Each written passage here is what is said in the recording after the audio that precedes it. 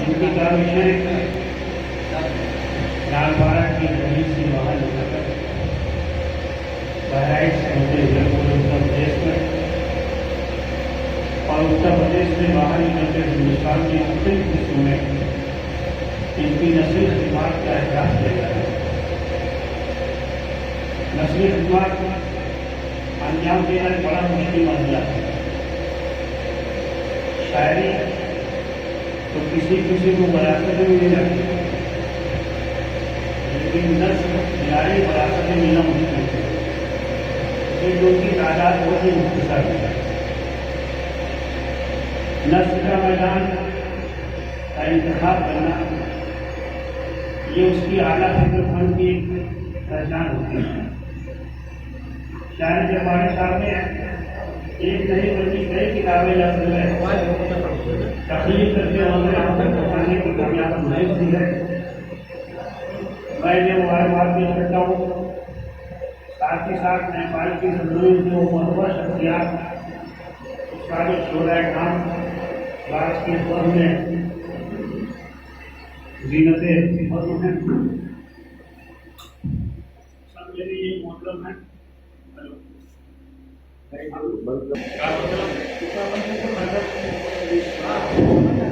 यहाँ पर आप डायरेक्टर साहब मौजूद हैं जो इसके पंचवार्षिक महोत्सव को किरण क्लास मोहतरम शौक नेपाली साहब, मोहतरम मुखियारी साहब, जैसन साहब, हमारे सैयद साहब, मौलाना साहब, ये तमाम शख्सियत ऐसी हैं जो नेपाल में उर्दू की जो खिदमत अंजाम दे रहे हैं। हिंदुस्तान में तो बड़ा आसान काम है, लेकिन नेपाल की धरती पे उर्दू को फरोग देना एक आसमान से तारे तोड़ने की माने महसूस करता हूँ, इसलिए कि वहाँ की जुबान हम जैसे जाहिल न समझ पाते हैं, न बोल पाते हैं, अलावा हया करने वाले होते हैं। तो लेकिन वहाँ पर न सिर्फ उर्दू बोलना, उर्दू को फरोग देना, बल्कि नेपालियों के अंदर उर्दू की शीरी असरात को पैदा करना उनके अंदर। मैं तो गया था अभी जल्दी नेपाल के प्रोग्राम में, तो मैंने देखा कि लोगों की जो मेहनतें हैं उन मेहनतों का एक मरकज मैंने एक प्रोग्राम में देखा जो सरकारी प्रोग्राम था कि वो नेपाली जिनके बारे में मैं ख्याल भी नहीं कर सकता कि उर्दू की कोई लफ्ज़ समझ पाएंगे। वो लोग उर्दू के लफ्ज़ को लब्बैक कर रहे थे, लेकिन खुशी खुशी उछल रहे थे वहाँ हाल के अंदर बैठे थे कि दिल बार बार हो रहा था। उन काविशों में एक कड़ी है शायरी रहमानी की, हिंदुस्तान और नेपाल के दरमियान की उर्दू की खिदमत में जो एक कड़ी की मानी काम अंजाम दे रहे हैं शायरी रहमानी साहब। और इनकी काविशों से, वहाँ के बुजुर्गों की काविशों से एक नया काम वहाँ शुरू हुआ कि नेपाल हुकूमत ने बहुभाषी में उर्दू ज़ुबान को शामिल कर लिया। ये अपने आप में बड़े कमाल की बात है। मुझे यकीन है कि अगर इस अंदाज में वहाँ की कोशिशें जारी रहेगी तो दबिस्तान लखनऊ कहा जाता है, नेपाल को भी उर्दू अदब में एक नया नाम मिल जाएगा। मैं इसकी उम्मीद करता हूँ। आज के ये प्रोग्राम इलाहाबादी शख्सियत और इस किताब की जो रस्म इजरा होती है, जिसके दस्त मुबारक से होती है, वो कोई सियासी हैसियत नहीं रखते, बल्कि अदब में ऐसी हैसियत रखते हैं जो सियासत के वज़ीर आज़म से भी बड़ी। तो अदब की जिनके हाथों से रस्म इजरा होती है, मैं अपने आप को खुशनसीब महसूस करता हूँ कि तमाम मसरूफियात के बाद भी दरगाह शरीफ में मेला चल रहा है। 2.5 किलोमीटर निकलना मुश्किल है दरगाह से छावनी तक आना। उसके बाद भी शायरी रहमानी साहब का हो और नालपारा के बाज़ौक़ शामिल की मोहब्बतें मुझे खींच रही, और मैं अपने आप को यहाँ आके खुशनसीब महसूस करता हूँ कि अगर ना आया होता तो शायद ये मोहब्बत शख्सियत की ज़ियारत करने से, इनकी बातें सुनने से महसूस हो जाता है।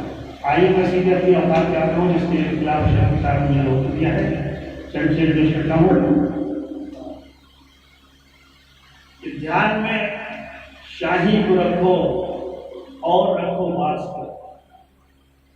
ध्यान में शाही को रखो और रखो बास को। कुछ फिजा कुछ हसरते प्रवास की बातें करो।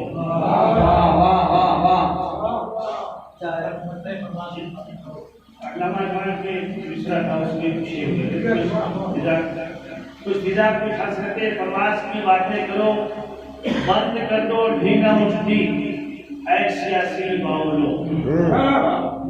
बंद कर दो ढींगा मुश्ती ऐ सियासी बावलो। नफरतें हो खत्म संदास की बातें करो। इस अंदाज की बातें करो। घर की हर दीवार को देगी गवाही एक दिन। सलीम अलैहिस्सलाम को करके बैठे। घर की हर दीवार खुद देगी गवाही एक दिन।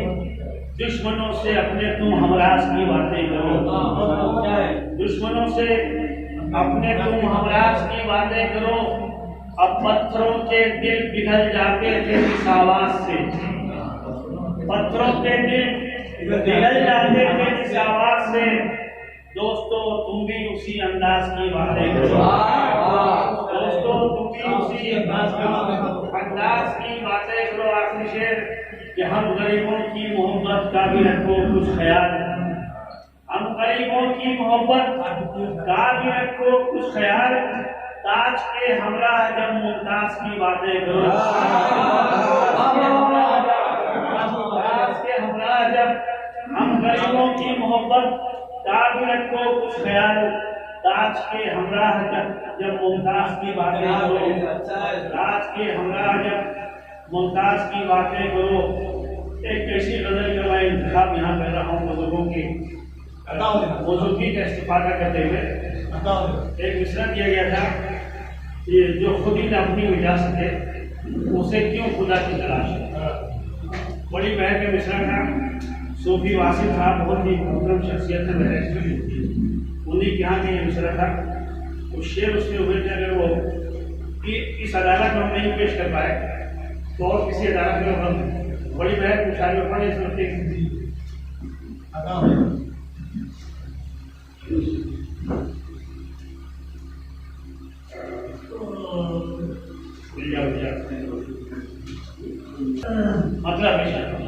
मतलब नदमंजिलों की है जुस्तजू न किसी भी जा की तलाश है। नदमंजिलों की है जुस्तजू न किसी भी जा की तलाश है। मुझे हर घड़ी मेरे मेहरबान तेरे नक्श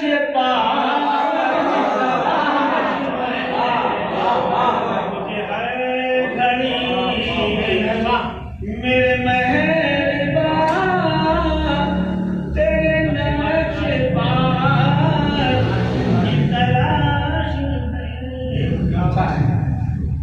तेरा जिक्र है मेरी बंदगी मेरी जिंदगी की है आरज़ू। तेरा जिक्र है मेरी बंदगी मेरी जिंदगी की है आरज़ू। जिसे पाके तुझे से मैं मिल सकूं मुझे उस कज़ा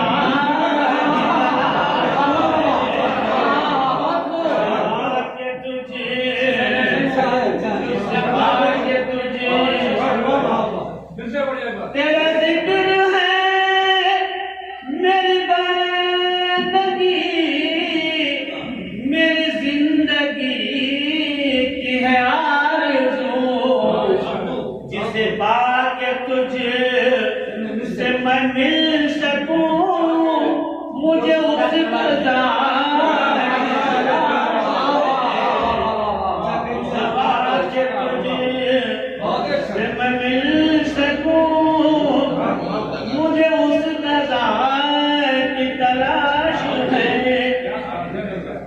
तुझे देखता हूँ मैं हर घड़ी, तेरी हर अदा में दिलकशी। तुझे देखता हूँ मैं हर घड़ी, तेरी हर अदा में दिलकशी। मेरे हमनशी मैं बताऊं क्या, मुझे किस अदा मेरे हमनशी मैं बताऊं क्या, मुझे किस अदा की तलाश है। तो के साथ साथ जब भी आते हैं तो कुछ यहाँ के मशीन में मुसलसल दुआ लेते हैं, इस शेर में खुसूसियत दुआ मैं बैठ रहा मैं दोस्त तो मेरे पाँव अपनी जगह नहीं। मैं बहक रहा हूँ ऐ दोस्त तो मेरे पाँव अपनी जगह नहीं। जो खिला के मुझे तो संभाल ले, उसी बारिशां की तलाश है। मिला के मुझे तो संभाल ले, उसी बारिशां की तलाश है। और जो सुकून दे, जो करार दे, मेरे दिल की दुनिया सवार जो सुकून दे, जो करार दे, मेरे दिल की दुनिया संवार दे। उसी हम सफर की तलाश है, उसी दिलरुबा है, उसी हम सफर। और ये न पूछो मुझे से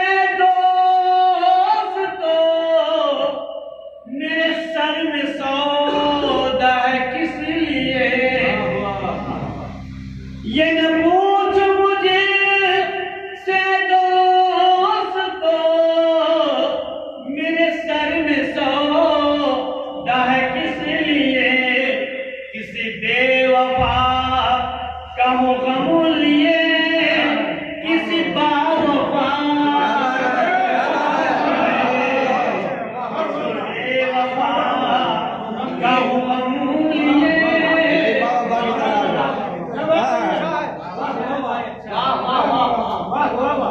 ये न पूछ मुझे से ऐ दोस्तों, मेरे सर में सौदा है किस लिए। किसी बेवफा का हो गम लिए, किसी बावफा की तलाश में। और ये शेर अपने तमाम बुजुर्गों के हवाले ये खास मोहब्बत देना चाहूंगा। इस शेर में है ज़माना मुझे से खफा तो क्या, मुझे इसका कोई इल्म नहीं। है ज़माना मुझे से खफा तो क्या, मुझे इसका कोई इल्म नहीं। जो पसंद हो मेरे रब तुझे, मुझे उस अदा पसंद हो, जो पसंद हो मेरे रब तुझे, मुझे उस अदा की तलाश है। और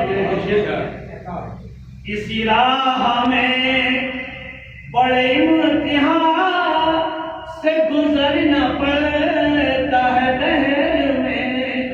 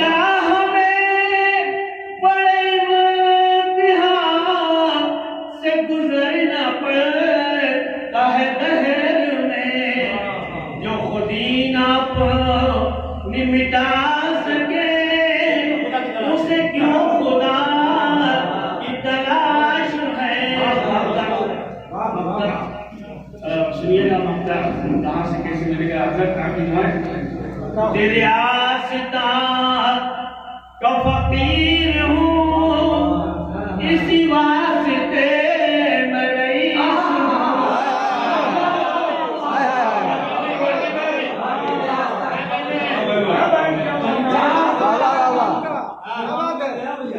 मेरे आस्था का फकीर हूँ, इसी वास्ते मैं रईस हूँ। मेरी कदर शाह से पूछिए, जिन्हें इस गदार की तलाश है।